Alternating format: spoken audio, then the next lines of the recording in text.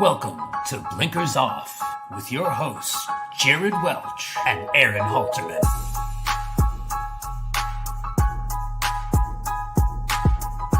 Hello. What is up? I'm Jared Welch. He's Aaron Halterman. It is Wednesday, November 26th, and this is a special Thanksgiving Blinkers Off. What's up, man? I'm back. Yeah, you're back. Welcome back. You're saying off air that you're really happy to be back and you were ready. And so he said the opposite, actually. But yeah, welcome back.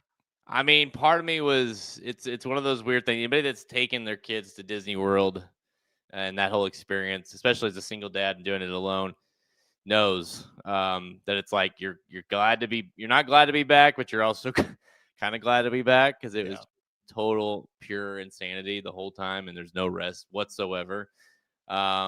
I didn't tell you this. I legitimately yesterday slept 13 hours. 13 hours, dude. I went to bed early and I slept in, and I was like, and I didn't even set my alarm. It was like one of those, didn't have anything. I was like, I'm just sleeping. I have to. I was so tired. We had to get up. You know, it's hard enough, like all the things even when it's just you and I traveling do it, but let alone you add in, like we had to be at the airport at 5 a.m, and then you're like loads of shit of of toys. And I mean, I literally had to buy a couple different bags just to put all the toys in. And then also I also have 2 other humans that I'm trying to get on the airplane. It was, you just do it, but man, it was exhausting. Yeah, traveling with kids, doing anything with kids, it's definitely such a huge difference. I remember just like going to a baseball game once with my sister-in-law, brother-in-law, and their 2 kids, and they were even like a little older than yours, but it's like, man, it is just different getting them to do anything.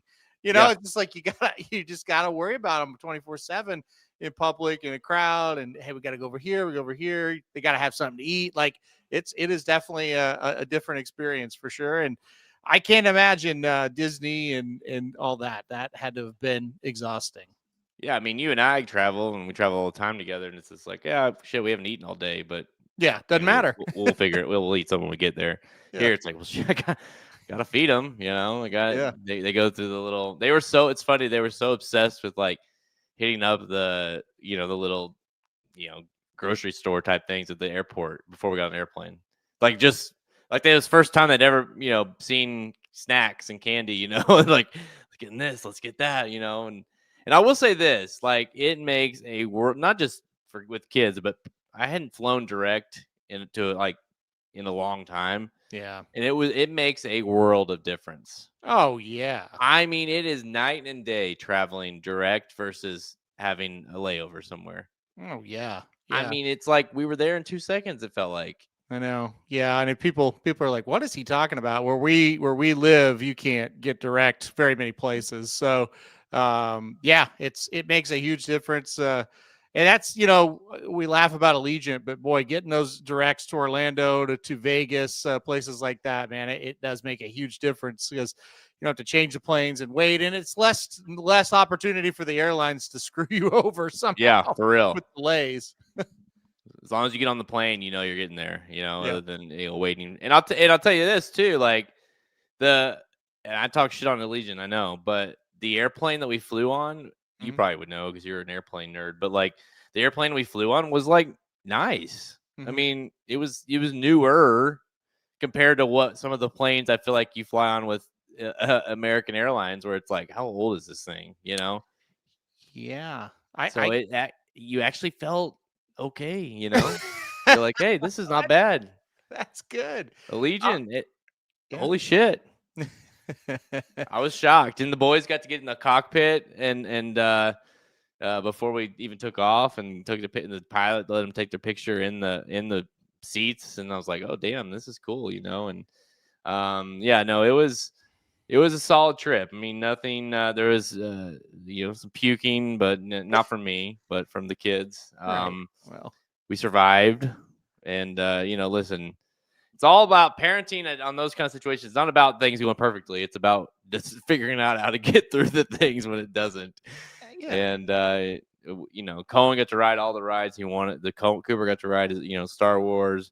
I'll tell you what, Star Wars: Rise of the Resistance at Disney Hollywood is absolutely. I don't know if you've ever seen like the YouTube video of it, of like the POV or whatever. Like it is insane. I'm not like I like Star Wars. I'm not like a nerd about it or anything. Holy shit, that ride was insane. Like it felt like you were in Star Wars. Like Yeah. I'll have to send you the video I took of it. And then Cooper, that was like the ride he was most excited to ride, and it really lived up to it. So yeah, no, that's very cool for sure. I think I've seen I've definitely seen the like part of it. I want to say so. Yeah, I mean the picture you're sending me, it's just amazing how like lifelike. Not lifelike, that's not the right word. Just how exactly it looks exactly like a movie or the TV show or whatever. Yeah. That you wherever you were at, it's like, man, how long did it take them to do this? Like, it's the detail was incredible. Yeah, it's not. Yeah, man, it's not like a. That's the thing about it. It's so neat. It's not even a ride. It's like an experience, really. I mean, it is a ride, but like you're not on a roller coaster. You're like trying to you've been captured by the New Order or whatever, and Kylo Ren, and you're trying to escape and be part of the Resistance, and it's like you're on this little ride and trying to escape, and you're going through all these spots, and stormtroopers are shooting at you, and it's real. Like it's not like a lot of those rides these days are like the 4D type stuff, and it's a real thing. You're cruising through all these areas, but it just had all these aspects to it that were crazy. And yeah, and then Harry Potter, when we went to Universal, like that is just I am a Harry Potter nerd because we gotten into it here in the last year. And the worlds there are just, and I can't even believe it's real. Like Super Mario World, we did that, which again, it's like exactly how you would expect if you were in, like I think every kid at some point, like, it'd be cool to be in Mario World. You know what I mean? Like, it's like, no, this is what it's like, Yeah. And I remember leaving, like, so with with Harry Potter World, you like, how like what is it? Is it Diagon Alley? And it's like behind the like England or wherever. And I remember you kind of go through it. That's the way they did it. Like you looked like you're just in city, and then you kind of go in this hole almost in a wall. And now all of a sudden you're in that area, and we were in there for what seemed like forever.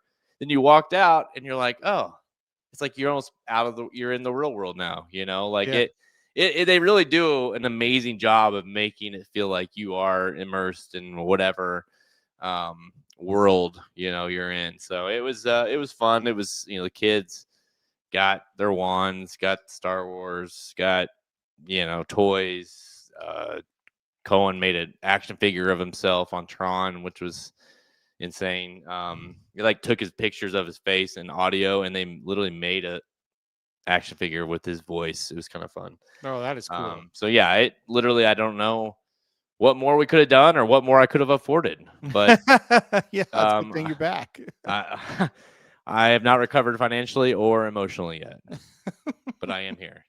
So how did things go without me? Did the show go on? Yeah, we did. It was really good. We actually did a combined late pick 5 ticket from Aqueduct because there was nothing to talk about. Did it hit? Papa Dude and I did hit it. Yes. Hey. Yes. So it was very good. Very good show. You don't need me. No, well, it definitely, we didn't need you last week because last week's probably the worst weekend of the year for racing, honestly. Like, we were talking before, and I was like, let's just do a pick 5. There's not any stakes. He's like, okay. And he's like, well, what track should we do? And then we started looking at the tracks. We're like, oh, this is bad. And I was like, I've been doing decent at Aqueduct. Let's just do it. So maybe, so I was like, I'll be like completely honest with people. Last week I was so bored with racing. It was incredible. Like, it was just like, there's nothing going on this week. But the good news is this week you're back at a good week because I think it's really, really good this weekend. Yeah, it's. I guess I picked a good week to be gone then. It was so boring. Well, we did Aqueduct. There were no stakes races on the Aqueduct sequence, but we looked at Churchill and was like, oh, these horses, I don't want to do this. So it's like, okay, let's not do that. Yeah. It was just a pretty boring week for racing, no doubt. And then like I had a horse I really wanted to look and watch at Gulfstream that I thought would be one to look for the Derby, and he scratched out of the race. And so it's like, okay, I'm done with today. Did you see, speaking of scratches, did you see, I don't know if you saw this, that Explorer is scratching from the goldenrod.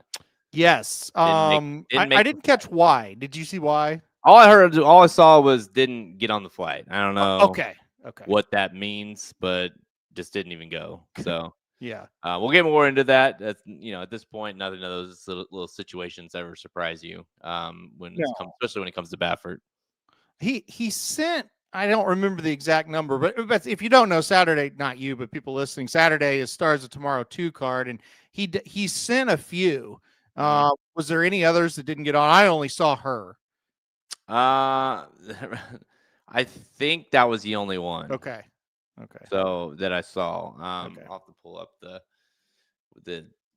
tweet I saw about it, but yeah, I think that was the only one, which was the big one, because that's obviously I think would have been tough and definitely would have been a favorite, right? So and it kind of makes you wonder too. Like we'll get into it.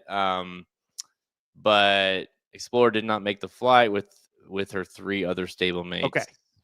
So she's been scratched. Boy, Cherokee Nation, and Tour Player are stabled in barn 44. So okay. They're there. I wonder if is she hurt, or did it say, or is she gonna just run in the Starlet maybe? It doesn't did not, just all I've seen is did not make the flight. I mean, it doesn't say anything about her having an issue. I mean, my thing is, like, I wonder, because to me that's definitely you would think the biggest horse going in, right? Like, so was it like original plan, like, hey, we're sending Explorer out to Goldenrod, hey, by the way, let's also send out a couple of these other ones, and then so it kind of makes you wonder, like, it was the reason some of these other ones came was because she was coming. Now she's not. They had the flight already. It's like, hey, let's send them out anyways. So we'll see if these horses that are going to run are very good. Yeah, we'll see what happens. I think there's some interesting horses. We'll talk about one of them on the show, and that Boyd horse we won't talk about later, so I'll mention him now. He's probably going to be a pretty strong favorite in the race he's in. He's in the sprint stakes for the boys. He looks pretty good in that one. So I doubt it was just for her, but I'm sure that was a big part of it. And yeah, it's I'm kind of glad she's not in it, to be quite honest with you, because it becomes a completely wide open race where with her in it, you probably pick her, and it's like, oh, it's shit, she probably 3 to 5, Oh, it's a totally wide open race. Like, Yeah. it's a hell of a race. I mean, I don't know if it's a hell of a race like long term, but it's a good race to bet for sure. Let's see. I was gonna say, oh yeah, one more thing I was gonna add.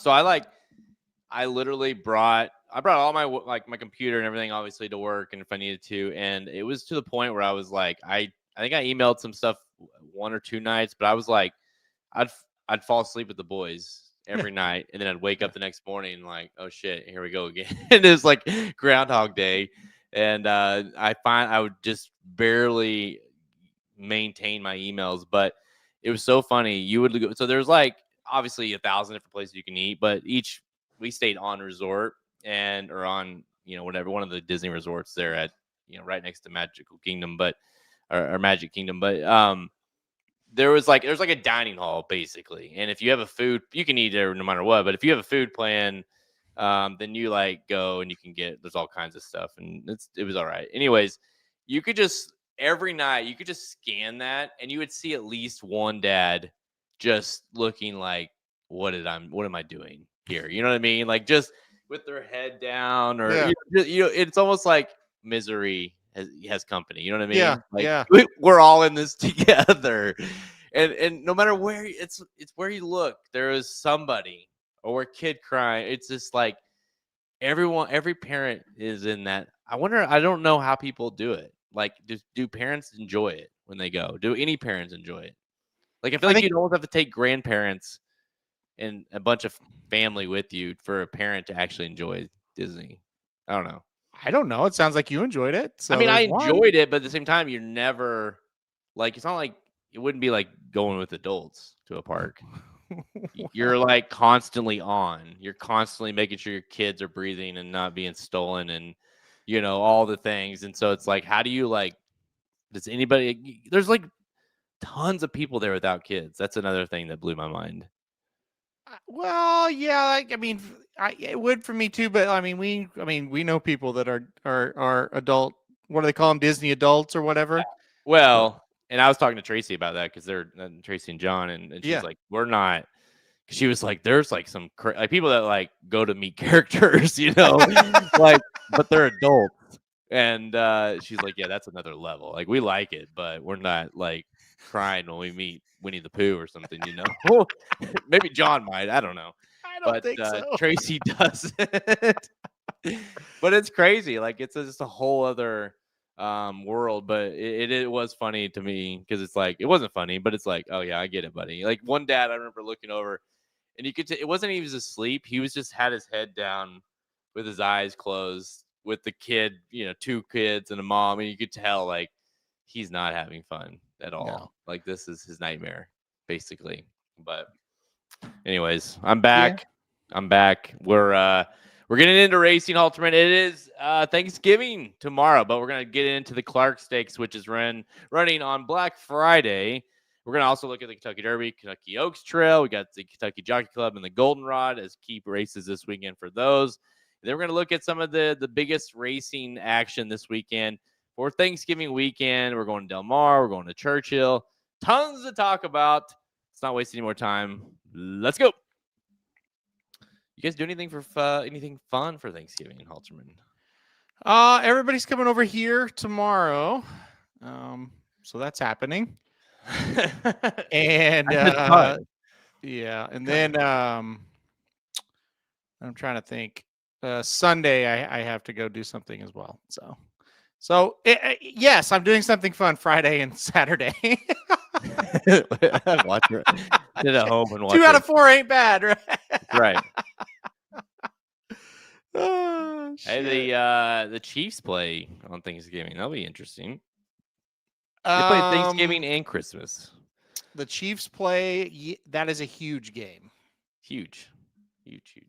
Yeah. They all are now, though. Moving forward for the Chiefs. Yes. I think they're gonna win, but I don't know. My wife and I bought a 12-pack, didn't drink 1 beer, too tired every night. There you go.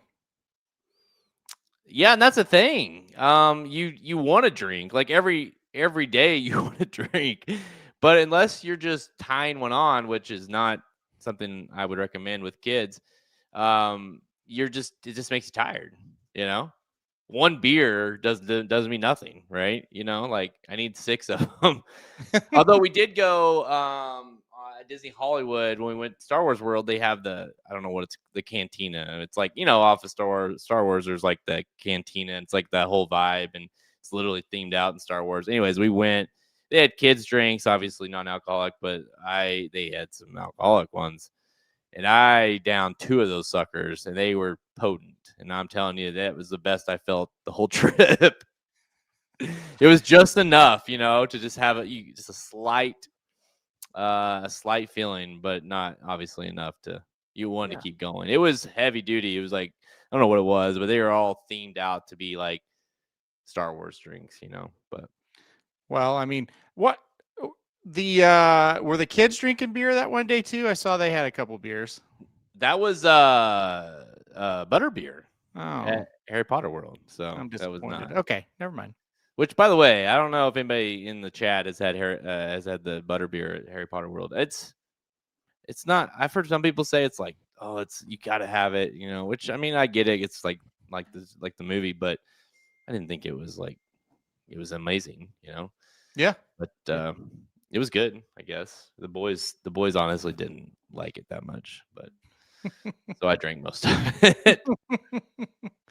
Dude, we rode the Jurassic World ride, which is like a water kind of ride. I don't know if you've ever rode that, but at the end it's like this huge, and it's not like, you know, in our world, like what is it? The ride at Solar City, you know, the little like a little boat, not like the big round one, but what was it? American Plunge. It's not like that. It's like a big boat, you know. It's like probably 4 to 5 people can sit long and maybe 8 rows deep. It's a big one. Anyways, Cohen and I were the only ones on it. Literally the first row, 2 right in the middle. And because it was like late and it was kind of chilly, and anyways, we were determined to ride it. And dude, I got so soaked. And he had a poncho on, which was hilarious in itself. He didn't get wet at all, but and poor Coop was just sitting there on the side watching us. Oh, good times. All right, good times. Let's go to Churchill Downs on Friday, Black Friday, day after Thanksgiving. We're doing our Saturdays on Saturday, so this is gonna be perfect day for me to watch racing. Churchill Downs, race 11, the Clark Stakes. This is a kind of a sneaky, fun race here, Halterman. Grade 2, 600K, Mountain 8th for 3-year-olds and up, and we have plenty that we know in this race. It's an interesting 3-to-1 hit show. It's kind of like the hit show in Rattle and Row. It's like, do you really trust those horses? Those are the 2 top choices. You've got Gosker in here. You've got Magnitude in here at 9-2. I think more than anything, First Mission evens in here at 5-1. I think the thing that's going to be most interesting about this race, aside from the race itself, is how are these horses going to be bet? Because I think based on the morning line, I don't think they really know either. It's a guess, isn't it? A lot of interesting things here. You know, the 3-year-old horses are interesting, but you know, they're not. They're like the second or third type of string. You know, so you do have that aspect of the 3-year-olds in here, and I would not be shocked if any of the 3-year-olds won. I couldn't pick them on top, though. I just couldn't get there. You got the defending champion and Rattle and Roll. What's he going to bring? He seems to be getting back into form. You got the Dubai World Cup winner, which is still weird to say, in Hit Show. What is he going to do? You never really know. It's a very awkward race, is how I would describe it. So I kind of went round and round a little bit in this one. I ended up on the number 2 First Mission on top. I hope he's 5-1. I think he's going to go down, but I don't think he'll go down just a ton. I like that Flavian Pratt gets aboard here. That's a good sign. The last time he was on him, it was the best race of his career at Oaklawn. I just kind of look at First Mission and I go, you know what? There's really no reason for him to run here after those last 2 races that weren't very good. I kind of think they feel like they've got him back into top form or they wouldn't have him in this race. So I do think First Mission at his best, I think he's the best horse in the race. It's just going to be, can he get back to it? Yeah, I can't. I don't know. The First Mission, man, he has just been the bane of my existence. I can't ever get him right, you know? And he doesn't really run poorly most of the time. He has a few bad efforts in there, but most of the time he runs okay. And it's just like, but then he doesn't win. You're just pissed off of him that he couldn't get the job done. You know, listen, he gets third to, you know, Stephen Foster to horses like Mindframe and Sierra Leone. So nothing to like have shame there. But, you know, I honestly almost picked Rattle and Roll, which says a lot about the race, right? Mm-hmm. Because he loves this track, and he only won the race last year when, you know, you didn't really think he could. So he aims for this race. It feels like every year, and runs well. He loves Churchill Downs. He's won here multiple times. I ultimately, though, you said you couldn't go to the 3-year-old department. I did, and I went to the outside on Magnitude. I think he's I'm pretty sure he's the fastest horse in the race, and it kind of depends on what they're going to do. That last in the Pennsylvania Derby, it was a weird ride, by the way, no longer on Curtis, and you get Jose Ortiz, which is great. But, you know, that last one, he showed they didn't need the lead and still ran a nice race. But I do think you want him on the lead, if not very close to it. And I think he's the fastest horse. I think the distance is obviously in his likings, and he's won at Churchill Downs. The thing I kind of went to is, like, when he runs his race, like, meaning like the Pennsylvania Derby, even was a good race from a numbers perspective. The Iowa Derby obviously was very good, and so was the Risen Star. when he does that, like those numbers are far and away, for the most part, better than anybody in the race. And if he can do that, I think he's going to be very tough to beat. And I think it's kind of been the plan, right, to run here since that Pennsylvania Derby. So I like the fact that he gets to the race in good order. I do too. I almost picked him. I think out of the 3-year-olds, that's the one I like the best as far as a win candidate. The one I kind of liked as far as hitting the board was Chunk of Gold. I think you kind of know what he's going to do. I think you can use him underneath. But yeah, you talk about magnitude. I don't really know what to make of him still. And that's weird, right? Because, the Lecompte and the Iowa Derby were so impressive. And then he was beyond bad in the Travers, like it just horrific. Yep. The Pennsylvania Derby was good, but he was also, like you said, very strange how that race unfolded. So yeah, what are they going to do? Are they going to try to take him back? Are they going to try to take it gate to wire? I don't know. I think it's very odd. I remember watching the Pennsylvania Derby thinking, well, this magnitude's just not any good, before he made the run, because I didn't think he would run a step where he was at. Then he closes up and gets a nice second. And you're like, well, maybe there's more there to this horse. So anyway, I do feel like he has maybe the most talent in the race, and I think he's got a lot of upside. I think it's going to be very interesting getting Jose Ortiz back aboard, because when you look at this, he was aboard this horse early in his career when he was disappointing. And they put Ben Curtis on that day, not really because, hey, let's go to Ben Curtis and let's try to get a win. They're just like, yeah, throw Curtis on this horse. We have other horses in the race, that day that were rode by better ones. And then he, after those 2 wins, you couldn't really take him off, I wonder, though, if you put true serum into Steve Asmussen's mouth, if he doesn't say, yeah, I'm kind of glad we got Jose Ortiz on him in this spot.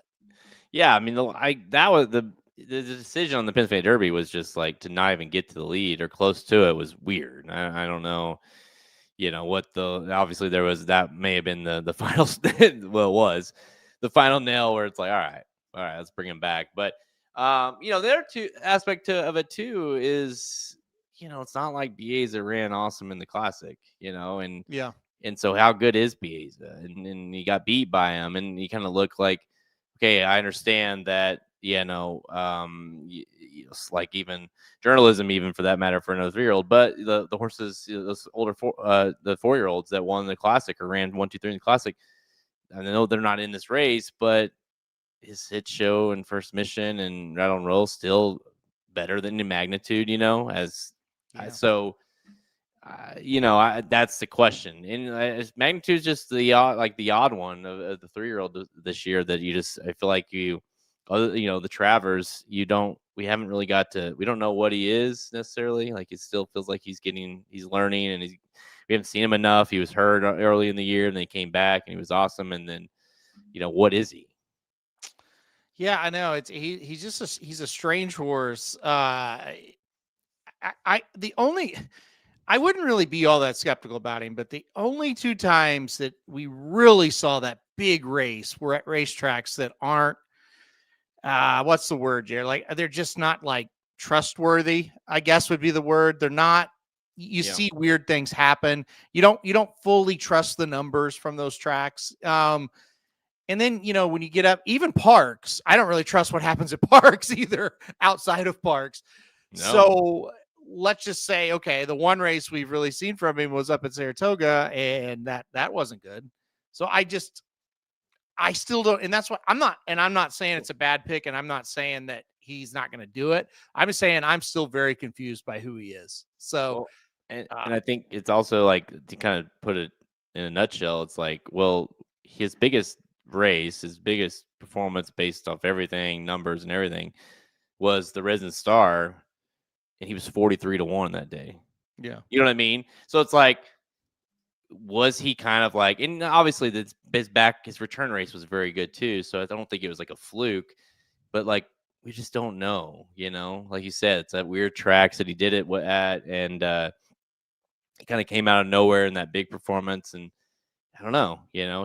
He's one to me that's why I picked him, because I don't necessarily like any of these older horses in the race, and I do think out of the 3-year-olds, he's the one that has shown flashes of being like he might be really good. But at the same time, I wouldn't be surprised if he doesn't run very well here, and really, frankly, doesn't run very well that much anymore. You know what I mean? Like, he just may not be, because it's like if it's Sovereignty and then it's journalism and then it's Bieza and then it's Gosker, like, where does Magnitude fall down that list? And now he's racing against older horses. It makes it challenging for sure.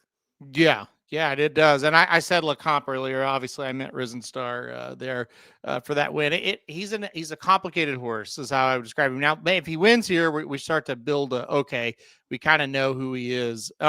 Since we're on the 3-year-old kind of train right now, you have Chunk of Gold. What about Gosker? He did try older horses last time out in the Fayette. A race won by Hit Show. Second was Rattle and Roll, who seems to be rounding back into form. I was just like you. I almost picked him. Oscar was a decent third there. He's pretty consistent. Did you think about him at all? Yeah, I mean, to me, he's like, I'd almost say I think he's like the most dependable one out of all. I mean, he did the Pennsylvania Derby was not good, right? But he stumbled at the start and he kind of was out of it. That you kind of give that a pass there. But shit. I mean, journalism ran well in the Classic. He's ran well his whole career, and Gosker did all, gave him a lot of effort, or gave him a lot of challenge in those races. And I think Gosker is nice. Like, I don't think he's a world beater, and I don't necessarily think he ever will be. But I think that, and that's part of the reason why I like him, and part of the reason why I don't like him, if that makes sense. Because I do think you can depend on him to run a good effort. I just don't know that you can depend on him to win a race like this. And then I think the other part too is like, well, okay, I know it wasn't Churchill Downs, but it was a Keeneland. It was this distance. He ran against a couple in this race. They beat him. He had every opportunity to win the race. He was the favorite of the race. He didn't get the job done. So, like, what's going to change here? Mm-hmm. Yeah, I mean, I think him and Chunk of Gold look exactly alike to me, in the fact that they hit the board a lot. They don't win a lot. They do have some, Gosker 2 for 7, Chunk of Gold 3 for 9. So they win, but you don't see their name in the winner's circle in races of this caliber. And I think that's kind of the worry. And you do see other horses that are entered here. You do see that name winning races like this. So, yeah, I was with you on that. I couldn't get there with him on top, but I don't really, I can't really argue anybody that's going to try to play him. I don't think it's out of the realm of possibility. That's for sure. Cox IRAD equals big weekend was the comment. Hit Show is the favorite here. I think it's a favorite you could try to beat, though. I'll be honest. I hate this horse, and not because like I hate him like he doesn't win. I mean, he's a good enough horse. I just hate him because I never know when to bet him and when to not bet him. And listen, has there ever been in the history of ever where a horse that's won almost $9 million in earnings, you feel like you can't trust at all? And no matter what rate, it could be a grade 3, it could be a grade 1, and you don't feel like you can trust him ever. And that's Hit Show. He's won $9 million, obviously one huge race in Dubai World Cup made a big difference there, but still he's done it. And yeah, at the same time, I just never feel like I know what he's going to do. It's funny how horses can be different, because I've had him right a lot. I did stay away from him when he ran in the Belmont, the Derby, the Jim Dandy, but I've had him some of these lesser races. He did kill me in the Oklahoma Derby back in 2023. I had him there, and he was just awful in that race. But he's been good, a lot. But again, you're right. Like, all you have to do is look at the resume. He's a grade 2, grade 3 type of horse that somehow won the Dubai World Cup, but past that, that's kind of who he is. I think this race is, you take out the Dubai World Cup win, I think this race is just tougher than what he usually can win. Yeah, I mean, the races he's won, or he beat. Here's the thing: I think he is probably better than Rattle and Roll. I don't know. Maybe it's close. I certainly think he's better than most of these. Well, I'll say this. I think he's better than Gosker and what's the other one? Chunk of Gold. I think Magnitude again is still iffy on that one. We'll see, but he's serviceable. I don't think he's going to let you down in terms of like total non-efforts. Although he does have those, he's in pretty good form right now. He's got IRAD. Like there's a lot to like, but I do think he hasn't been the favorite in a while. I don't know that I want to play him as a favorite here. Yeah, I think he ran really, really. I think he ran well. I almost said really well. I think he ran well last time out in the Fayette. And I mean, that is the prep for this one. I do think Rattle and Roll probably would have won with a little bit better trip. But look, he's a closer, and sometimes you're just really, really wide when you're closing. So that's not really Hit Show's fault, right? But yeah, I thought Hit Show. Here's what I would say: if you want to play him as the favorite, I don't think he's going to be just insanely short. So I think he'll be okay. And if you're betting him off that last race, I mean, that's probably good enough to win here. So I get it. He's just not for me in this spot. He's just not one I want to back in this spot to win. I don't want to play him to win. I will say this: if this thing, and it does have the potential to melt down, if this thing melts down, and because there is plenty of Magnitude, Gosker likes to have early speed, and First Mission likes to. I mean, if we do get some sort of high pace scenario, Rattle and Roll and Hit Show, man, both those horses should really benefit from that setup, and Hit Show might just, if he gets that pace set up, he might just prove to be like, you know what, he is not great, but he's good enough to win, especially when you get to help him out with a little bit of pace. Do you think like if they all run their best, like if you get best efforts out of every one of them, top performances, would you think it's Hit Show, or do you think it's Magnitude? I think it's First Mission. I think his best race is better than everybody's, but I wouldn't say it's rare that you see it, but it's hard to know when you see it, like when you're going to see it. I really look at the Stephen Foster and go, if he runs that race, who's better than him? And if you go back and go to the Oaklawn race, I kind of think the same thing. Yeah. But the problem is since the Stephen Foster, he hasn't been very good. And we've seen this horse go through stretches where he's not good. And then he'll go through one or two races in a row where it's like, oh, yeah, okay, he's coming on. And then he kind of goes back and forth, right? So he really likes this racetrack. I'm expecting him to run well. I don't know why you enter him if you don't think he's kind of back into some of his better form. I don't think Flavian Pratt gets aboard if he doesn't kind of believe that he's in a little bit better form. You look at the workout 2-back, that looks pretty good on paper. It looks like a horse that's feeling pretty good. Now, what does that mean? Sometimes nothing. Sometimes it means they're kind of back. So that's why I picked him. I think he's the horse that does have the highest level of talent. And I'm just kind of hoping he gets back to it. Now, between Hit Show and Magnitude, I think it's very debatable. I know the numbers will say it's Magnitude, but I just love to see him get a number at a normal track, if that makes sense.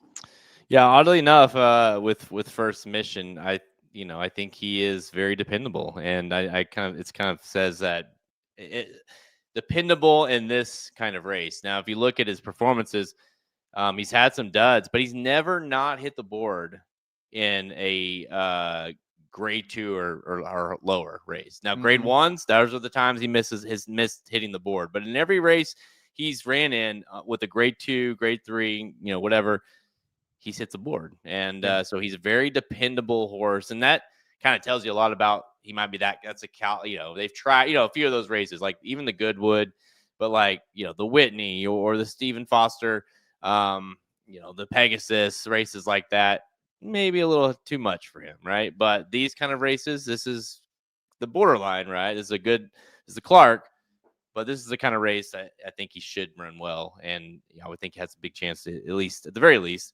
have something to say. I really imagine he will be like, it'll be similar to that, Stephen Foster or something like that, where it's like, all right, well, he's there now. Who is coming, who can try to get him, who's going to be the one to try to beat him. So I do expect him to run well.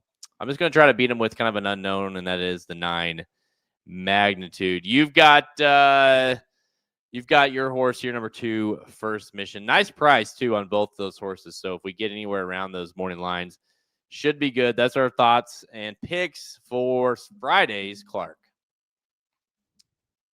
That's I don't know. It's one of those I think Magnitude and even Gosker, but I think this for these 3-year-olds, it could be a really good race for them to if Rattle and Roll wins, you're just kind of cool, Yeah. But a horse say Magnitude wins, you're oh, this could be a really fun next year for him. Yeah, and I think a race like the Pegasus has got to be in mind for whoever runs well here. And yeah, Magnitude wins it, and all of a sudden it's okay, that's a race that makes sense. Same with Gosker, same with Chunk of Gold. It's hey, we could go down there and win that race, or I don't know if you can win it. I don't know who's actually going to be there, but you're going to go down there feeling like you could be competitive. And yeah, so I'm kind of excited to see what he does. I think we'll really at least learn something from Magnitude this time around. Got to face Disco Time. I guess that's where they're running him next, is the Pegasus. So, well, that may lead out a couple of these Cox horses. Then I think that's who they think the most of right now in that barn. I would imagine after those 2 races. Be fun to see what he can do. Hopefully he can stay healthy and get there. But yeah, Disco Time supposedly heading towards. Paul already texted me. He's like, "Are you going?" I don't think so. I'll watch it on TV. All right, time for Rapid Fire, presented by. This is probably the best. Not it is the best promotion we do every single year. The Black Friday promotion is back, 50% off. That's right, 50% off all of our premium subscriptions. That's including Rockets and Soma Bombs, and of course the Old Faithful premium picks. You can get any of those half price. If you've been debating, if you want to try it, now is the time. Most people, what we see do is they go the 180, whatever it is. If you're going 180 or 350 for 6 months, well, guess what? You get a half price, and it's a great time to do it as the year kind of rounds out and you go into the second half, or into the first half of next year, and of course the Derby and all those the Derby Trail. Great time to be a premium subscriber. Soma Bombs, Rockets, whatever you're looking for. Premium picks, half price right now, up until next week at the beginning of next week. If you go to racingdudes.com, just hit the get premium button. Black Friday 50, that is the promo code. So make sure you get your hands on that before it expires. All right. Speaking of Kentucky Derby, Alterman, we've got a couple. We've got a Derby and we got an Oaks prep race this weekend. Race 10, the Kentucky Jockey Club Stakes. This is on Saturday at Churchill Downs. Grade 2, 400K, mile 16th for the 2-year-olds, and 10, 5, 3, 2, 1 for your top 5 finishers. Listen, you've got Baffert shipping, and we talked about him a little bit ago, but he's got to face the Brad Cox Irad Ortiz combo, number 6, Further Ado, who just ran almost quite literally off the screen last start. But he's got to face, again, this is still unknown to these 2-year-olds, but that's a big challenge for that horse, and for any of these horses who he looked just unbeatable in that last start. Yeah, this is the race I'm most looking forward to this weekend. I think this is a really. Here's the deal. I think we are so starving for who is the second horse right now behind Ted Nafi. It's just it looks kind of weak. I really feel like this race should get us going towards finding that horse that's second or third even. There's some potential in here. I did not go against the favorite. I went number 6, Further Ado, on top. I think the first 2 races, I'm just going to kind of scratch off and say, you know what, this horse needed to go long. He didn't want to sprint, and because his first 2 races were very average. If he repeats the last race, he's going to win. It's kind of just that simple. His last race, stretching out 2 turns at Keeneland in a maiden special weight, wins by 20 lengths. That is that's wow. You just don't see that very often. Received a 98 buyer speed figure for the effort. That's the same speed figure that Ted Noffey got winning the Breeders' Cup Juvenile. So again, though, it's a maiden. You're going to have to do it again. But if he can repeat that effort, all of a sudden you got the first legit challenger to the favorite, right? So really excited to see it. I'm very excited to see him run. I don't think this is going to be an easy race, though. We'll talk about some of the other ones in here as we go. But on top for me is number 6, Further Ado. Yeah, I didn't really know. I don't know. Like, I think it's such a iffy thing. If he can repeat that effort, I don't think frankly he needs to even repeat it in order to win. But obviously, if he repeats it, it's lights out for the rest of this field. But I kind of lean towards what you said. Like, I think they just needed, maybe time, and then also to go longer. I mean, it's something woke this horse up into going longer. Obviously, he's bred to want to go longer. But those 6 and 7 furlong first races, I mean, the horse ran about the same race each time, never really did a lot of running, kind of started to run a little bit later in the races. And then that last race just lights on, man. Like, I mean, it's an unbelievable race, really. I mean, there's nothing you can say about it. And so looking at that, I do think it's interesting that Bob Baffert brings out Cherokee Nation. It's a maiden still. Get beat by Mr. AP. Nice horse, but I just think this. I'll say this: the 3 is interesting to me, but past the Baffert, I don't know how much I love any of these in here. Now, again, the 3 or the 2-year-olds, there's a lot to learn. That horse just wowed me enough to where I'm going to play him back. Yeah, I like the 3 Dr. Kapur in second, and a horse. You mentioned him. I almost put him on top, but I'm just, it's like, yeah, good horse, but hasn't really shown what Further Ado showed. And again, it was at a mile and a 16th, and I think that's the same distance today's race. And it's like, I just feel like, if it's sprinting, you go, okay, let's try to beat him. But man, at that distance, it's hard to think, that wasn't kind of for real in terms of what's going to happen in this one with these conditions. But I do like the 3, Dr. Kapur. I thought his race last time out was very impressive. Another race at Keeneland, but again, stretching out today or in this race after running 6 and 7 furlongs. So there's still a question mark, but I thought he was interesting. You mentioned the Baffert horse, Cherokee Nation, who's still a maiden. He is a maiden, but he's been defeated by 2 really nice efforts. Now, he went 5.5 furlongs on debut. That's clearly not what he wanted to do. But he got beat by Boyd, a horse that's in the sprint stakes and is going to be a heavy favorite, and probably who I'll pick to win that race earlier in the card. But I don't necessarily care about that race or even what Boyd does, because we saw him stretch out to the 2-turn mile at Santa Anita, and he got beat in a very narrow margin by a nose against a horse that ran second in the Breeders' Cup Juvenile. To me, we learn a lot about Mr. AP in this race, and we'll learn a lot, obviously, about Cherokee Nation. See how he runs, because he damn near broke the maiden there. And that horse is very good. So will he kind of continue to progress?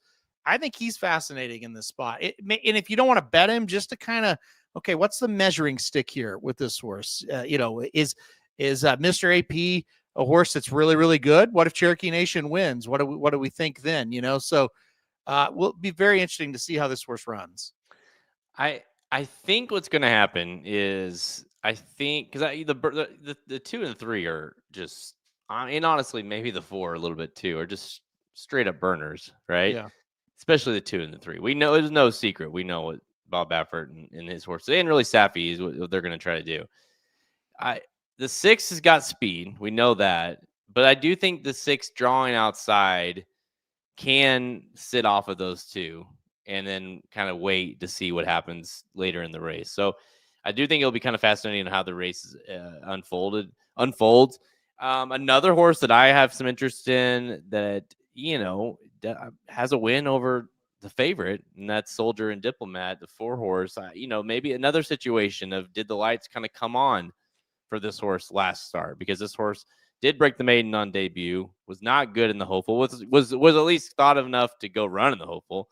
Didn't run great, ran 4th, beaten a mile by Ted Noffey, but then came back at Churchill Downs here and romped. So is in another situation, maybe the lights came on for this horse, going a little longer again here. Maybe this is a horse that's got a big chance. Yeah, and if you miss Stars of Tomorrow one card, this was the kind of the star of that kind of card, Soldier and Diplomat. That was an allowance race on that day and blew him out. I'm very interested in this horse as well. And this is another one. I do think this is a nice one. And I do think there is a big future for this horse.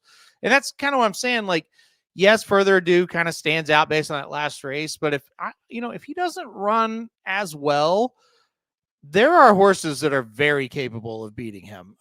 He's going to have to run well again. Maybe, like you said, maybe he doesn't have to run a 98. But I bet you a 90 buyer is what it's going to take to win this one. I think Dr. Kapoor, I think Soldier and Diplomat, I think Cherokee Nation to a certain extent. I think they can kind of move up in this spot. So I'm with you. It did feel like the light bulb came on. Soldier and Diplomat ran well on debut, like you said, and beat Further Ado up at Saratoga. Look, the Hopeful got fourth, beaten 12, but pretty good horse won that race named Ted Nafi. So, you don't hold that against him just too much. And like I said, these horses are improving, and he showed improvement last time out for sure. What makes this year's running of this race so interesting to me is that you have a lot of there's several in here that could have okay, that's a real Derby horse. You know what I mean? Like, not only just because of the horse, but look at the connections. You got Baffert in the race with a decently on paper looking horse. Even a trainer like Kenny McPeak, with Universe. I think that's where horse is interesting. And certainly we know how he trains. Will probably be in multiple preps, assuming he runs okay. We already mentioned Brad Cox and Further Ado. Another, Steve Asmussen, like you said, he's got Spice Runner, but he's got Soldier and Diplomat as well. And then Safi Joseph, Dr. Kapoor. I mean, those are multiple trainers / connections that you got to assume this is one race, but as they get older and keep improving, you're going to see them on the road towards the Kentucky Derby at least a couple more times. And so I do think from a lot of times this race sometimes seems weak. Like, I don't know, like we got to pick a winner, but I don't know how much these horses are going to do on the road. You know what I mean? Yeah. Whereas this one feels like, I mean, maybe they don't, but it definitely has more potential than I feel like I can remember in the last couple of years. Yeah, I agree. When I did the preview video for this, I opened up the past performances for the first time and started handicapping for it. Each horse you go down the list, it's like, well, I don't know if I'm betting this horse today, but I don't think this horse is impossible, to be a horse down the line, whether it be today or Saturday or whether it be in the future that'll at least make some impact on this trail. And you're right. I mean, some years you do kind of go, boy, I don't know, this is just okay. But this seems like a very, very good year for this race. And, maybe that means it'll disappoint. Who knows? But we also could see the superstar too. So it could go a lot of different ways. I like I said, that's what makes this the most exciting race of the weekend for me. All right. Halterman and I are both on the 6 Further Ado. See if he can do anything near. If he does anything near that last effort, 1, they're going to win. And 2, we're going to be sitting here talking about, okay, it's Ted Nafi. Oh, well, first of all, this is an awesome ownership for Spindrift because now all of a sudden they've got the top 2 and Ted Nafi and Further Ado. But we'll see what happens here in this one. We're both on the 6. All right. Next race up, though, Halterman, let's, don't, barely get, go to the bathroom and then come back because we got the Goldenrod, which is the Kentucky Oaks prep race 11, grade 2, top 5 finishers, 10-5, 3-2-1, 400K, mile 16th for the fillies, 2-year-olds. And we got a full field here, Halterman, 13 2-year-old fillies. What you think? Yeah, this one. Oh, wait, by the way, no Explorer. Yeah, this one definitely got a little bit weird. I don't know. I kind of went back and forth on this one for a while. I ended up going with the number 5, Let Me Count the Ways on top. This is a horse that has been pretty exciting in 2 starts. Albeit those 2 starts were against State Bred Company up in New York, right? But maiden special weight win by almost 6 lengths, and then a stakes win by 6 lengths. it just kind of took over the race, just kind of get to the front and dominate you. Last time out was going a mile. Now we go a mile and 16th. These Yaupon horses are running really well. These the Yaupon sired horses are running really well. Yeah, I just, the more I watched that last race, I thought, you know what, if this horse can get to the front again, I think she can take him gate to wire. And as big as this field is, I don't see a lot of just real speed burners in the race. So I went number 5, Let Me Count the Ways, hoping to try to take him gate to wire again. Yeah, well, I think too, everyone needs to keep in mind with the, I mean, it hasn't been reflected yet here, but once it is, like, the odds are going to be crazy, right? Because the odds are, you see a lot of big prices and good prices if you want to look at it that way. But now with Explora, it's not going to take a ton of money. Now the odds could go 1,000 different ways. Mm-hmm. So that's going to be interesting to see how this is bet. You got to assume Brad Cox, Red Ortiz going to take a lot of money on the 6.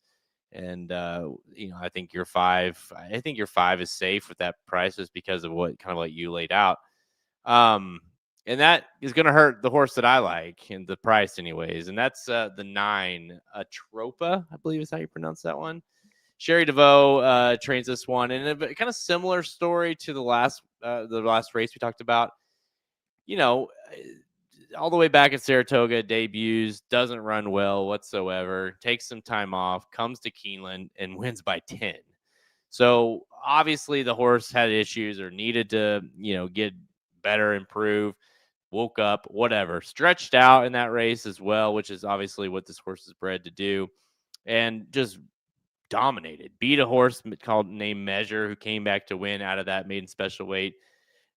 This to me feels a little bit like the last race, meaning maybe the horse woke up and that 41 buyer on debut all of a sudden turns into a 73 buyer, and that puts the horse just right in the middle of this thing, especially without Explora. Likes to stretch out, get that here. Jose's back aboard. I think this horse is in with a big shot at a big price currently. I'm 100% with you. I like this horse second. I put the horse in second. I like the last race. Sherry DeVoe, obviously a trainer that we like as well. And look, it looked like the first race, this horse just wasn't ready, which happens. And then you had some time off, and then you show up at Keeneland, it's a different horse, like you said. And the light bulb did come on. So, yeah, I'm with you. I like the 9 quite a bit as well. I think it's also, I don't know how much of a positive, but I think it is something to mention that Jose Ortiz was on the 13, the Grumpy Rabbit, last time out, and chose to ride Atropa in this spot. So I thought that was good to see. I mean, I think he probably just did that because the name is awful. But no, I know. Hit the board in 2 stakes races. So yeah, I do think it means something. Including the grade 1 Alcibiades. I mean, like, it wasn't like this is, and then finished second to Life of Joy, who's going to be probably the favorite of this race at the end of the day. And yeah, I mean, so yeah, to go. And by the way, hadn't ridden Atropa into that last race, and so obviously wanted to stay put there. Yeah. That's another thing too that you start to see.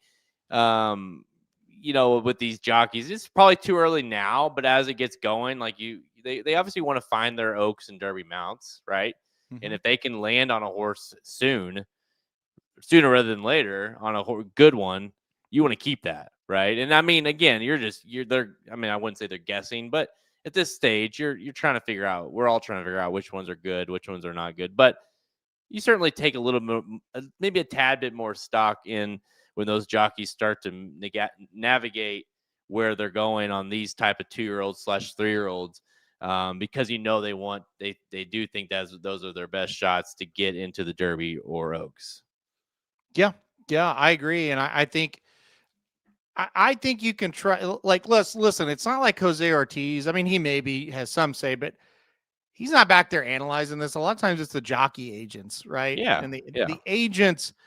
Jockey agents are some of the best handicappers, right? That's what John White taught me that very early, because he's like, look, they make mistakes, yes, but he's like, they get paid to make the right decisions, right? Yeah. So they've got to. Their livelihood depends on it, so you can kind of trust it, especially when it's the good ones. So I think that was enough for me. I almost put this horse on top as well. I think it's a good pick.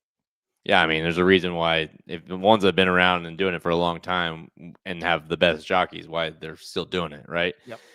Because they tend to do pretty well with that. So, Yep. give me the 9, Atropa. Halterman, you're going with the 5. Let me count the ways to win the goldenrod. All right, let's go. We'll stay on Saturday, I believe. Yeah, we'll stay on Saturday, and let's go all the way out to sunny Del Mar. And that is, of course, for the Grade 1 Hollywood Derby, race number 9, 300K, 1 1/8 miles on the turf.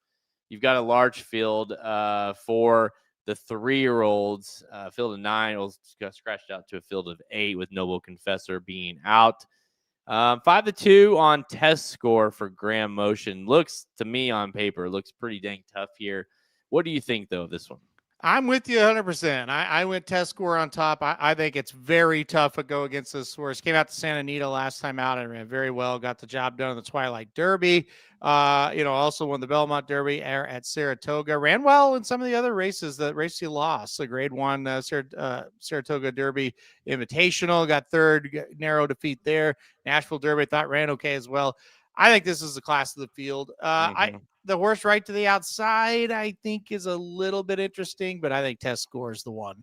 Yeah, no, you know how you like when I think, and it depends on how people kind of do it when they handicap. But for me, when I handicap, I'm looking through and I'm like, all right, especially when it comes to like, if a couple horses have ran against each other, I'll go watch that replay again and see if like I kind of make the excuse of like this horse can get the edge on him again. You know what I mean? Like, can he turn the tables or whatever? And when I watched that Twilight Derby, because I kind of like Maz, I think is how you pronounce it. And you watch that back, you're like, oh, I mean, test score just like that wasn't a situation of, oh, he got the rail and he had trouble getting through. It was like, no, test score just flew by that whole field and he looked awesome. And ultimately it was just like, oh yeah, that's the horse. That's the horse. And so I pray we get anywhere close to 5-2. I do think the 4 is interesting, but mostly because of who he's trained by. Has looked okay.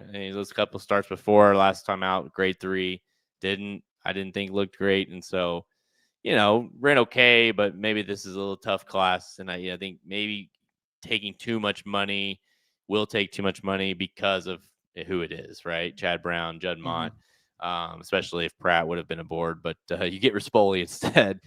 But give me the 3 test score. I think this horse is the class of the field and will be very tough to beat out here at Del Mar. Anyone else that you liked in this one? Yeah, you mentioned Maz. I like that horse a little bit. That's a horse I had thought about for a second. That number 8, Tempest Volat, a horse that won a pretty nice race there at Del Mar last time out. I think kind of an up and comer. I think if test score wasn't in the race, it becomes pretty wide open. I think you make case for 3 or 4 of them. The 8 being 2 of the ones for sure. So, and I was kind of with you on the brown horse. It's like, I don't know, like I could see it, but I don't think that horse is ready to beat test score. Yeah, I don't know. And I had trouble because like I don't know what the numbers on other ones, but like the buyer for that Gio Ponte race came back pretty strong, got a 90 buyer, which puts him in contention with say the 3 test score. But at the same time, the next race, he only ran an 81. The race prior when he broke his maiden was an 84, 75 before that. So, I don't know if the 90 was a little fluky, if it's real, you know what I mean? And so test score is like consistently runs like low 90s, high 80s every single time. And so I do think it's possible the 4 sneaks up and runs another big race, and maybe that we should, that 90 was kind of legit, but I don't think it's likely. I'm wondering if maybe the stretch out in distance helps the 4 a little bit. That is kind of the one thing I gotta like put a question mark by. Not really bred for it. But maybe that is kind of a, I don't know, equalizer or whatever. But again, you've seen test score go this long. So that's the thing. Like, looks like the fastest horse, looks like the classiest horse, pretty good at the distance. So it's like, okay, I guess I'll take the favorite. Yeah, I mean, test score is 2 for 2 at the distance. Has ran at Del Mar once, finished second to a horse named Chasing Liberty, who came back to win. That was last year at Del Mar. So, like, the horse has done very little wrong. Certainly, some of the few losses are to decent horses, and even when the horse, the horse gets beat by a length to Zulu Kingdom in the American Turf, and then comes back and wins the Belmont Derby. Like, Zulu Kingdom's in this race. This horse, like, what's Zulu Kingdom? Even money in the race. Yeah. So it's like, I don't know. I just think this is the class, and hopefully we get anywhere near. I don't know that we will, but maybe we'll get like 2-1, 8-5, something like that on the horse. By the way, Zulu Kingdom, whatever happened? I don't know, man. Remember the just the awful disqualification? Yeah. And then we never saw that horse again, and I never heard an update on that horse or anything. I think they were so pissed that they just said, "You know what? Forget it. We're just getting rid of the horse. We're retiring him." I've gotta look this up now. No works the last 60 days. Yeah. Huh. That's weird. Yeah. I honestly I hadn't even thought about it until I was looking at his past performances and saw that that American Turf. But yeah, test score has been is, I guess, taking over for him. I don't know. Yeah. Anyway. All right, let's go. Let's stay at Del Mar, but let's go to the next day, and that is Matriarch on Sunday, November 30th, race 7. It's Matriarch Grade 1, 300K, 1 mile on the turf. Fillies, mares, 3-year-olds, and up. Field 10 lines up here, and look who shows up.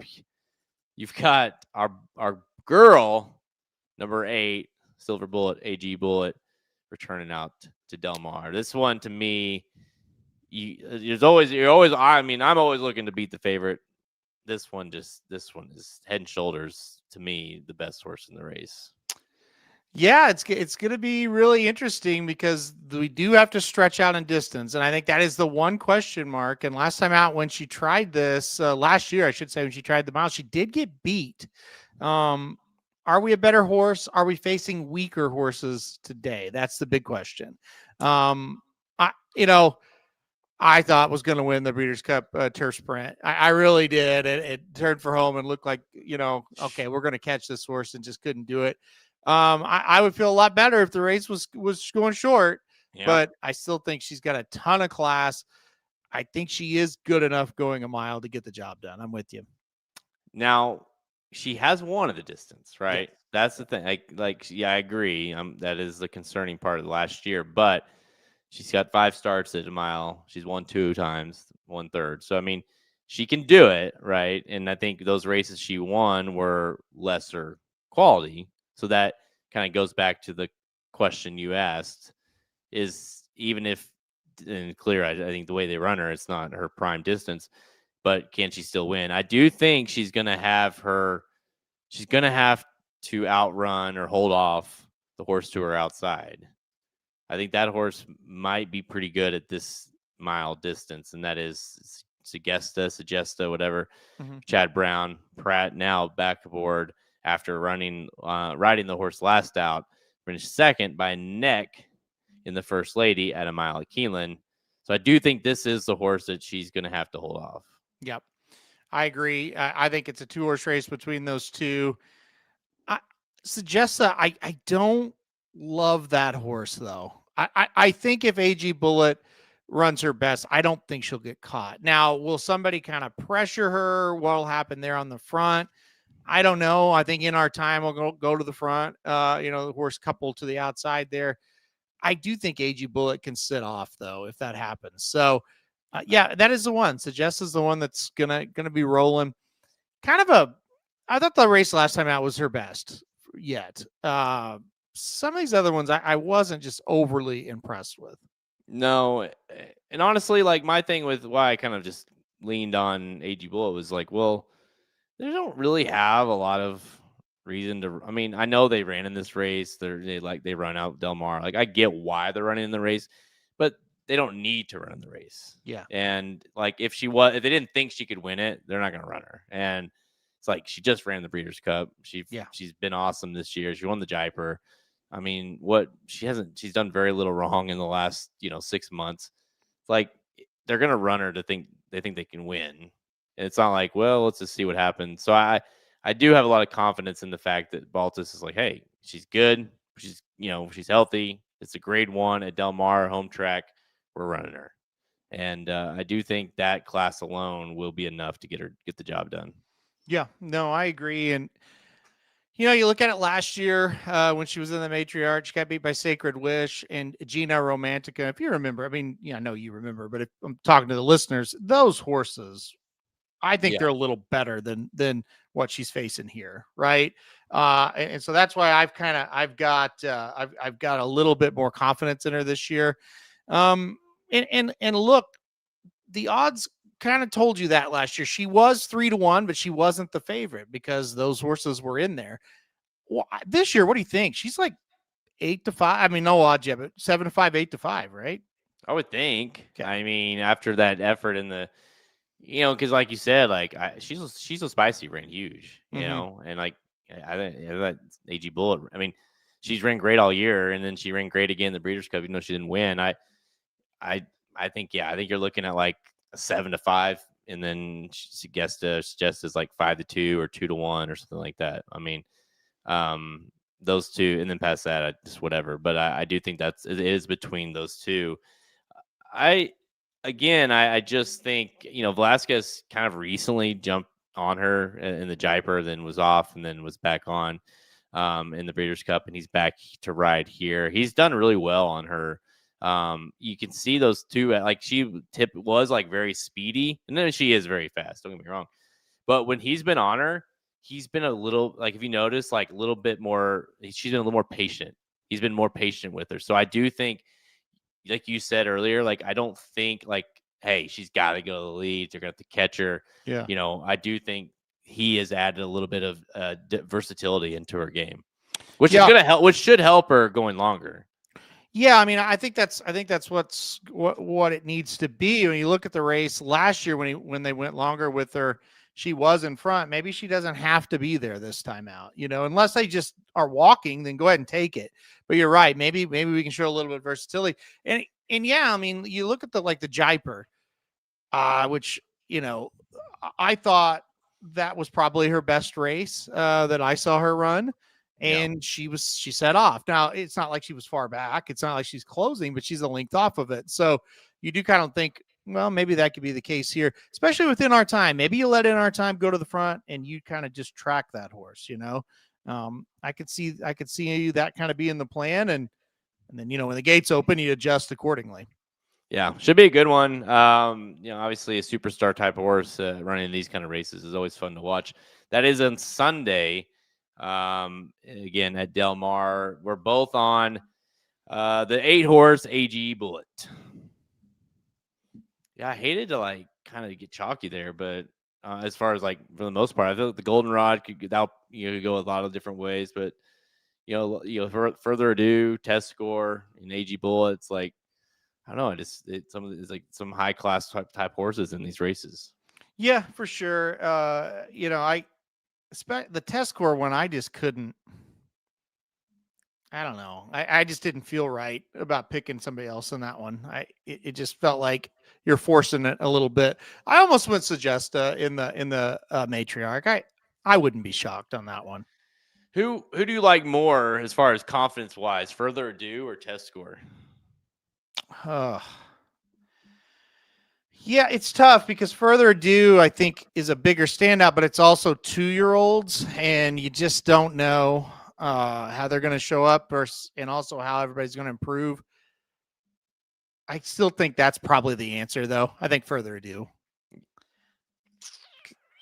Because the margin doesn't seem as large with test score. It's like he is better in all the categories, but it's not like a huge margin. He's just better. Where Further Ado, you just kind of feel like he looks a lot better than everybody else. Yeah, I think, but it's one time, so it's tricky. That is tricky, and I think the level of horses in their races that's tougher on Further Ado. Like, I think at least on pay, I mean, I guess we'll see, but the horses he's up against at least seem like somewhat of a threat, could be threats versus like when you look at test score, it's like, well, I just think this horse pretty much outclasses everybody pretty easily. Right. I would agree. Like, quote unquote, famous last words, they shouldn't be a threat. Yeah. But we know how that goes. Yeah. All right, guys, that's all the time we have. Check us out over at racingdudes.com, of course, for those free picks and the premium selections. Remember, we got that Black Friday special running right now through Tuesday of next week. So all the way through Tuesday of next week. So it's going to cover Black Friday, Cyber Monday, all that good stuff. It is the biggest deal we have all year. If you're waiting, if you've been contemplating, even if you don't think you're going to use the picks much until, say, January, February, now is still the time to do it because it's going to be cheaper than it's ever been or ever will be. Any premium product, bombs, rockets, the premium picks, Black Friday 50 gets you all those for half price now through Tuesday. We're on Twitter at Racing_Dudes, Instagram, Facebook. You can find all episodes of Blinkers Off in our podcast page, YouTube, Apple Podcasts, everywhere you like to go. If you are on YouTube, make sure you hit that like, subscribe, and notification bell, as we do have a ton of videos out there and more coming. Haltzman, I guess this is the last podcast of November. As we get into December, what is the agenda are you thinking for the fantasy draft? Have you locked that in yet? Yeah, I'm going to make the announcement of the new, like if there are new rules and the teams next week. And we're going to do the drawing for who's going where next week. Oh, shit. All right. So, and then I'm thinking this year, it's gonna. I don't have a firm date yet because the 20th is the Springboard Mile. I don't know, 20th, 21st, maybe. I can't remember. But then that next week is Christmas, and I don't really want to do a show. We may do the pod like Monday, December 29th. Because I don't want to, we got to do it before the new year. Yeah. But I don't really want to do it that Christmas year, unless we do it like Monday, the 22nd on Christmas week. Because Thursday is the Christmas this year. So we could do it the 22nd. I don't want to do it then either. No, I don't really want to. No. Because you got, let's see, like, when is the rims, not the rims, and the charity. So we'll have the gun runner will already have happened. The Springboard Mile is the 20th. And then you have the Jerome the 3rd. So I really think anytime between the 3rd or the 20th and the 3rd, you're good. So even if it was, I mean, honestly, dude, even if we did it on the 1st. You think we could do it on the 1st? I think so. But would people want to do it on the 1st? Oh, well, yeah, that's true. It's a holiday. Yeah, it's like, oh, yeah. Yeah. So that's why I was thinking do it early in the week. Yeah, I mean, you could do that. You could do it on like you said, the 29th or 30th and be safe there. I personally don't want to do it on New Year's Eve or New Year's Day. No. But 29th or 30th, I think we could do it. Yeah. I mean, honestly, you could even do the 2nd. I mean, I know it's the day before, but yeah, we could. As long as you do it before that, the Jerome, I think you're good. It might be nice to just get it over with that week on the 29th, and then you can like enjoy the holiday or whatever, you know. We've never done a draft as 3-year-olds. There've always been 2, so that would you don't want to change that up. So yeah, I don't really want to do it on that Friday. I think I want to do it the 29th or 30th. But yeah, we're definitely gonna announce the teams and the new rules. I'm contemplating some new rules just rolling around in my head, so we'll see though. But yeah. I am excited to get it going again. It feels like forever since we've done it. So, well, it only feels that way for you and I because our teams have sucked this past year, and we felt like we were out of it so soon. So it's true, yeah. Speaking of new rules, I was talking to our mutual buddy Bones about this, and in our fantasy football league, which by the way, you're looking at the last and second to last 2 guys right now. It's been a great year. I'm blowing it up next year. We're getting rid of defenses. We're getting rid of kickers. I haven't thought it all the way through, but they're gone. Okay. I'm sick of depending, not depending, but I'm sick of even messing with kickers and defenses. Okay. So we're gonna have more like players in our lineups, like multiple like wide receiver, running back, tight end combos or whatever, or not even have them at all. But I'm getting rid of defenses and tight and kickers. So, man, end of an era. I know. I just got to the point where I'm like, why am I watching? Why do I care if this kicker makes this 30-yard field goal? And then it's not. It's just. I feel like it'd be more fun to have more players on your lineup. So I will say I don't care. I mean, whatever you want to do is fine. I do hate the defenses though. I'm with you on that. Totally. I think they're pointless. They are pointless, and not only pointless, they are. And I know fantasy in every fantasy aspect is a risk or is a gamble, but picking a fantasy defense is you're like might as well just throw a dart. Well, you never know. And like I had Seattle's defense last week against Tennessee, and they got me like 5 points. They did nothing. So like teams put up duds. They don't play. The game flows. You have backups in, and all, they're in a blowout, and then all of a sudden they're scoring a couple, and you're like getting hurt. It's just like, who cares? Let's not do it. So I agree. I think the scoring doesn't equal how a defense plays. You know what I mean by that? Yeah, no, totally. Sometimes you look, it's like that was a great defensive performance, and then you look at your fantasy, it's like they got 8. How? You know what I mean? Yep. So I hate them. The kickers, I don't mind. I don't care what you do, but the kickers, I don't mind. Because here's the deal. It's at least it's like, okay, field goal, they're getting 3, extra point, they're getting 1. How the kickers does equate to what the scoring is, at least, Yeah. But no, I mean the defense one for sure is one that I'm like, I was like, I'm getting rid of the defenses, but kickers, I could go. Kind of depends, I guess, because the thing is, if you replace the kicker and defense with, say, like I said, the flex spots, so now all of a sudden we have 10 teams, right? Mm-hmm. So there's 20 more players that you need to play, and it does become a little more challenging, which I kind of like. But it's like it makes it a little tougher to fill up a lineup. So I don't know if I'll just replace them or just simply get rid of maybe the defense, keep it simple. I don't know, because I do like the way we have 2 QBs. I like the way we have the lineups. I just despise the defensive situation. So. Yeah, no, I don't blame you one bit. And in the Racing Dudes League, they don't have a defense, and I don't think there's a kicker either. Let me look real quick. Well, it's becoming more and more of a trend that you don't have kickers and defenses. Now, I don't, especially defenses. I think a lot of people don't even rank defenses anymore because, like, who cares? And I don't think, like, for the daily stuff, there's no defense, no defenses. So, well, it looks like no, we do have that's right. We have a defense, but we have no kicker. I don't like that, but anyway, I think it's a good idea because, like you said, again, fantasy sports are very random anyway. But if you could take a step to take some of that randomness out of it, I think that would be good. Yeah, it's I don't know. There is an aspect to having kickers it's annoying. It's also fun. Like whenever you're like, please just, it's like 4th and 3. You're like, don't go for it. Damn it. Don't go for it. Just kick the field goal, because you have the kicker. It's like, and if you do, if you have a defense or if a Detroit kicker, you're screwed because he goes for it every time. Yeah.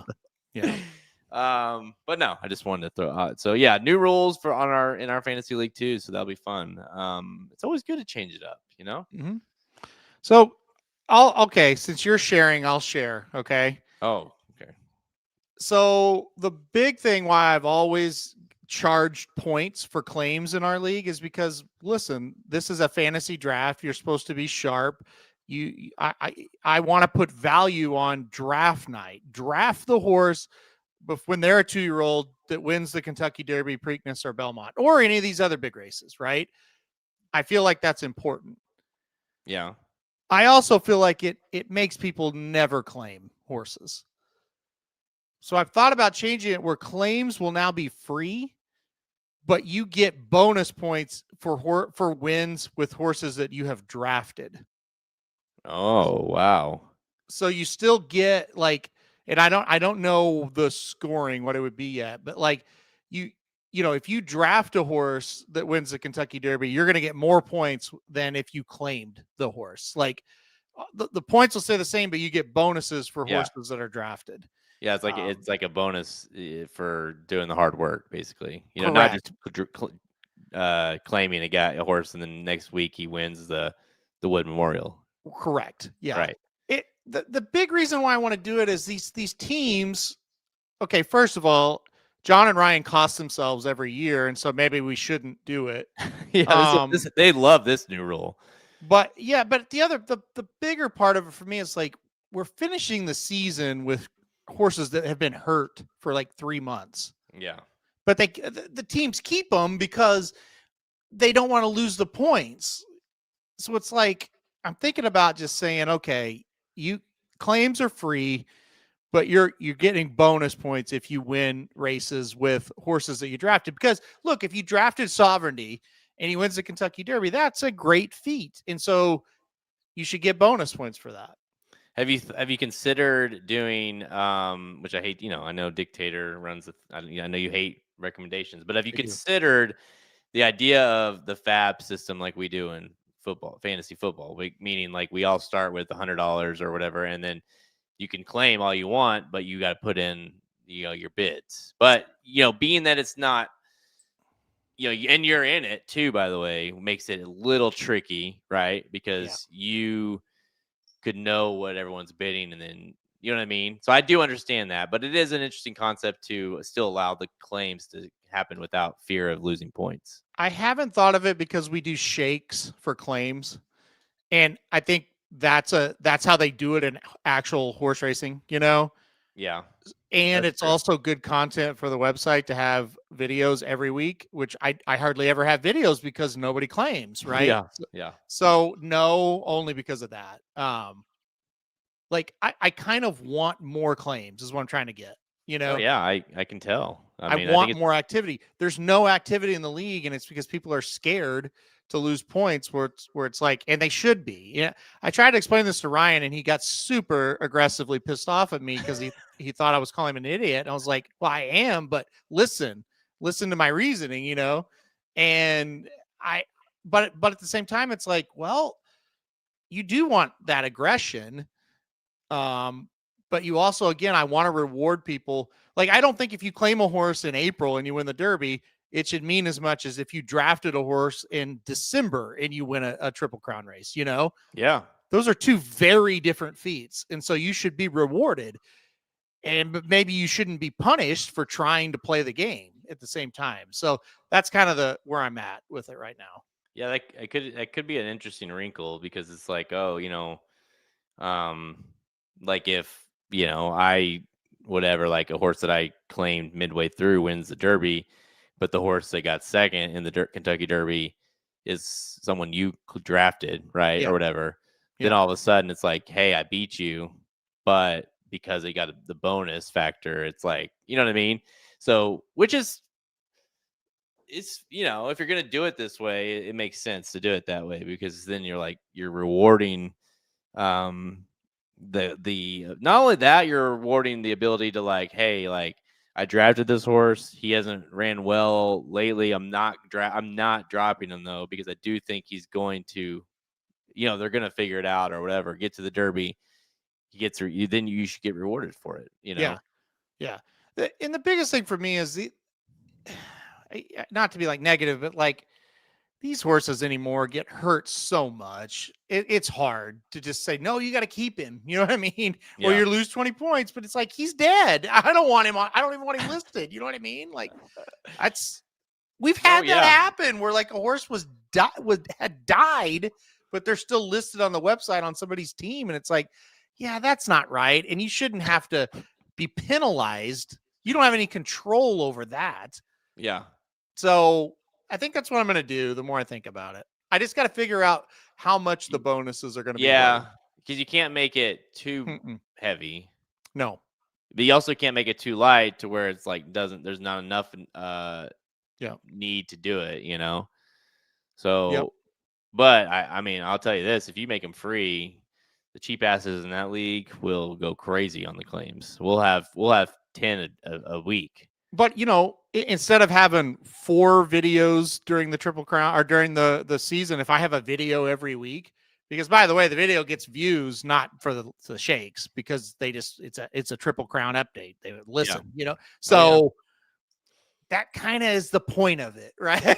You know what I mean? It's like as much as like, yeah, we're having fun. It's like, yeah, you also want content. And so it would create a lot of content. And, you could also, it brings in more horses to the fold that you could talk about that maybe you're not talking about on your other videos. You might talk about on that one. So I would almost do like double. Is that too much? I think for the big races, like the Triple Crown races, I think makes sense to do double. Well, yeah, you should definitely, because if you drafted a Derby, one of the Triple Crown races winner, you deserve a big bone. That's great. Yeah, I mean, I don't think, because even a double, like say you win, the Arkansas Derby, and you get 100 versus 50. Yeah. Still, that's like the last prep. It's still you deserve something. Maybe you get like 50% more on non-Triple Crown races and 100% more on Triple Crown races. Something like that. Yeah, I'm just trying to make it easy for you to like not have to like it's like, hey, you get double that. I want to be a mathematician. Yeah. Yeah, it's like, well, 50% of that is this 12.7, 12.5. But again, I do think the reward needs to be substantial. Well, yeah, because that needs to be the catalyst of why there's not like if you make them free, there has to still be something that's keeping people from just dropping all 5 guys every week, right? For a new 5, Yeah. So you still need to keep that need for like, hey, if this horse does do well, it gets to the Derby, all of a sudden, even like a 4th place finish is still worth a good amount of points because we got him there. Yep. Well, shit. I mean, even it's like, hey, we get him to the Derby, it's 20, instead of 10. Instead of 10. It's a big difference. So it's like, yeah, that is a good need to. So I do like I think that you're right on with the Triple Crown, having those points be worth at least double because it deserves to be. Now, what you want to do in the other ones, especially the early ones, that's not going to make a huge difference just because there are not a lot of points to be had anyways. Yeah, again, the early ones I may not, but then the ones that are worth 50, maybe you get 50% more, whatever placing it is. Because the early ones, it's like, okay, you drafted in December and you run in January or February. Yeah. Okay. But again, you do like 10, 25, 50, 100% or something like that. You can do small little increments as it goes. Yep. Because I do think whether it be, if you draft him in the end of December and he wins a race in January, it's like, well, I drafted him, so I'll give me a little bit extra for that. And but yeah, certainly as it goes on, the longer it goes, the more you should get. So yep.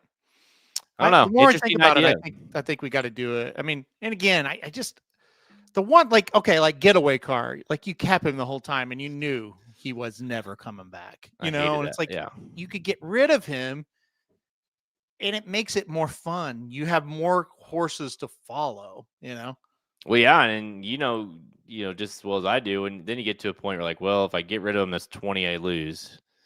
Yep. And I can't really afford to lose too much because I don't have the runners to make up for it. Yep. And so you're like, well, I'll just stay, and then you're like left basically just banking on 1 or 2 horses in your out of 5. Like you said, then you're stuck with a dead roster, sometimes literally. And so then you're like, well, I'll just switch out some of those and then I'll still, I mean, at least I have horses in the game and I didn't lose 60 points by drafting, picking up 3 horses. Right. Yep. No, I like it. I think that's what we're going to do. And there's a rumor there's going to be some shuffling of the teams as well. Okay. And there's a rumor that this guy that just commented might be in the league this year. So. Oh shit. All right. There goes the neighborhood. Hey, man, as long as you don't break up me and Kevin, okay? No, you guys are there for good. We got a bromance brewing, so we got to make sure we stick together. Yeah. Some changes, but did anybody get removed? Dennis is not coming back. Hate to see it. Well, It wasn't for him. Let's put it that way. And there's one other that is not coming back. I hope I know that one. You do. Okay. And you probably could guess the reason why. Yeah, no, it sounds fine. I think you did the right thing. Okay. Yeah.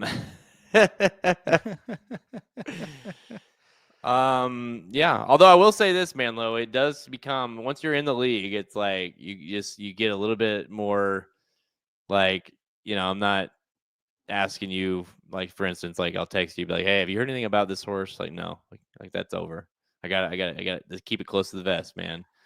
Yeah. But no, it's fun. And yeah, it's going to be, I do like waiting as long as possible because I always do that in fantasy football. I always try to push the draft until at least like the week before the games, just because injuries happen and things happen in preseason. You draft a guy, and then you know what I mean. So I do like waiting the most possible we can before drafting because I think it gives it the most kind of information before we draft. So I think it's a good idea. Yep. But all right. All right. I hope everybody has a great Thanksgiving.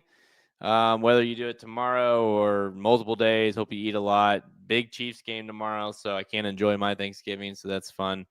I'll be stressed out about that one at midway through the day, but it'll be a good day and good racing happening on Friday, Saturday, and Sunday as well. So thanks everybody for tuning in. Again, happy Thanksgiving. We are thankful for everything you guys do for us throughout the year, so we appreciate that.